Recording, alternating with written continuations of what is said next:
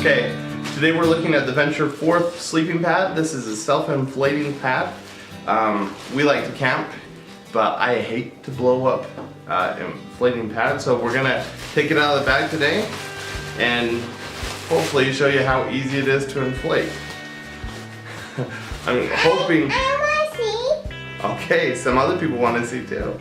So we're gonna see if we can do this in one take today, because hypothetically at least, you take it out of the bag and it works, right? So let's see how it works. We've got a patch repair kit. That's kind of cool. And then just your normal instructions. I'm hoping we don't need those instructions. Lay pad on flat surface, fold sleeping pad. Oh, that's to fold it up. Unroll the sleeping pad, open the valve.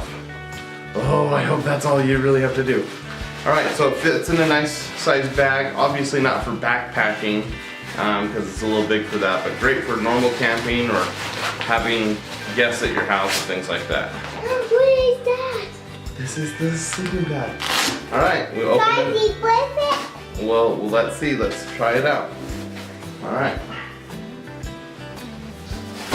Alright, so we open it up. Claire. Open the valve. Sounds like air's going in.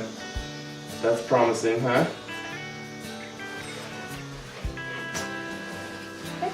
Alright, we should put it flat. Let me grab the camera and we'll get closer to it and see what we've got.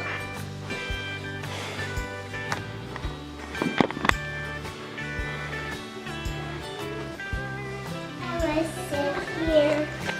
Alright, it looks like it's already taken on a bit of air. You see the thickness here is about 1 inch. Hey, Dad. And it looks like it's already somewhat inflated. So there you go. And I don't think you can blow air in even if you want. So this is your pad. It's a little bit bigger with the air in.